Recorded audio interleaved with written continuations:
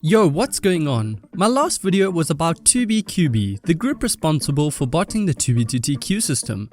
At the end of the video, I mentioned it was part 1. Well, welcome to part 2. Today I'm going to tell you more about how they managed to DDoS 2B2T.org. I will also tell you how another company got caught in the crossfire and were forced to spend $20,000 US. Chapter 1: Mapping and Scanning.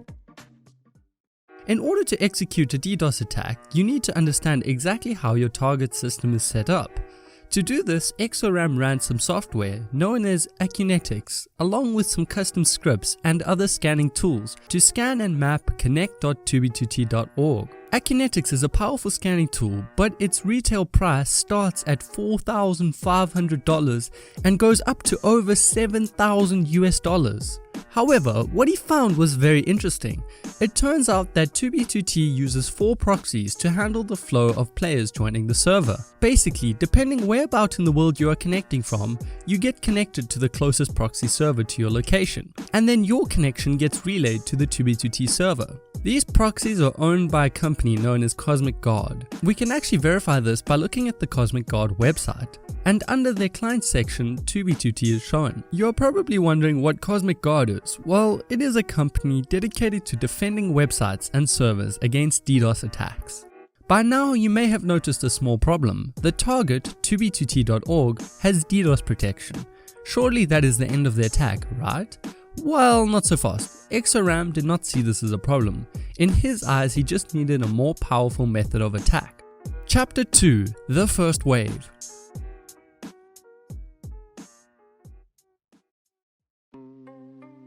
First of all, they tried to inside or hack into Cosmic Guard. This was mostly unsuccessful. They wanted to get into Cosmic Guard so that they could expose the internal IP address of 2B2T, but fortunately for us, their attempts were unsuccessful. This, however, was definitely not the end of their attack. In fact, it was just the beginning. It was decided the easiest way to take down 2B2T would be to DDoS all 4 proxies responsible for connecting players to the server.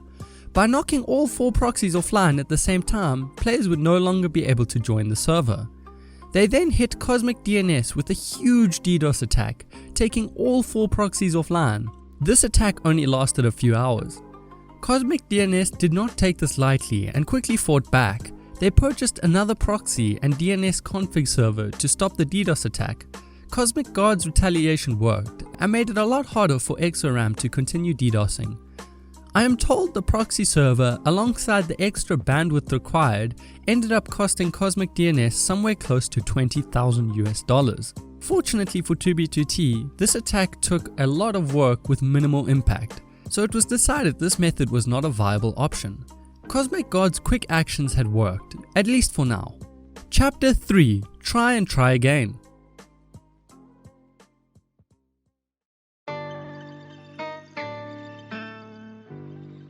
With the first attack doing minimal damage, they decided to try something completely different. They began searching for other vulnerabilities, and soon enough they stumbled on an unprotected server that was shown in the tracer route of connect.2b2t.org. They did some testing and dug up a lot of information about said server. This server was managed by another company known as GTT Communications, a company specializing in telecommunications and internet service providing.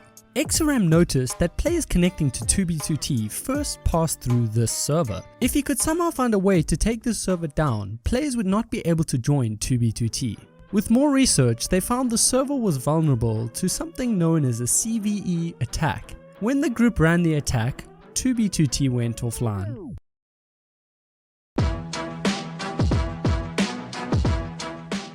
For a full 24 hours, the group practically had an on-off switch for 2B2T.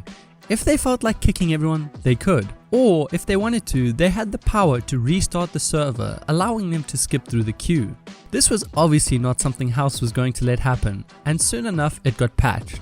Chapter 3: The Power of Information.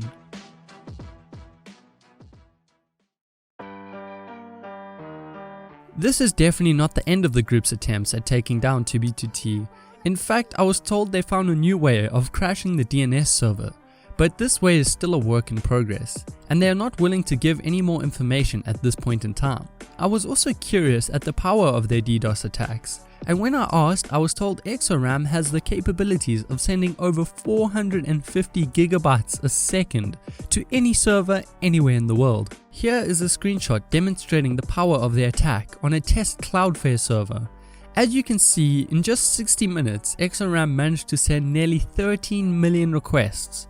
If only there were a way to turn each request into a view, or better yet a subscriber, I'm sure YouTube wouldn't find anything suspicious about my channel growing from just over 1,000 subs to nearly 13 million in under an hour.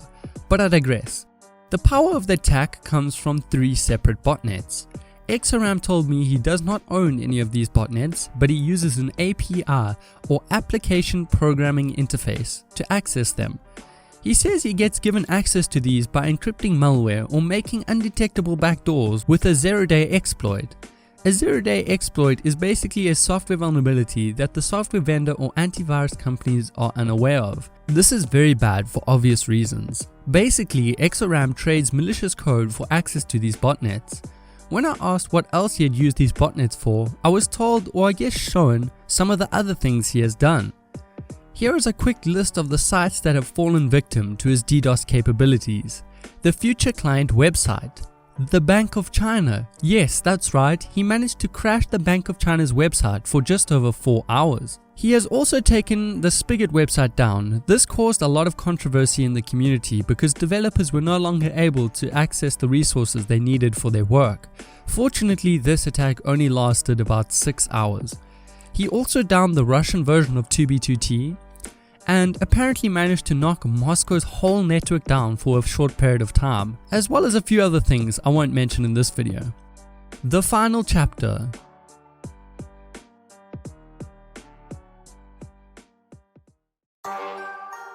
ExoRam says he does not want to hurt 2B2T, and his main goal with these attacks are to try and make queue times slightly shorter. I would just like to make it clear, I do not participate, affiliate, or encourage anything this group or ExoRam does, and I am simply documenting what is happening. With this being said, I hope you enjoyed the video. The next video I upload will most likely be another hack client review video, so please comment the name of a hack client you would like to see me review. If you have the time, please consider becoming a patron for as little as $1 a month. It greatly helps my channel and the production of my videos. Anyways, thanks for watching. It's been your boy Kylab. Peace in the Middle East.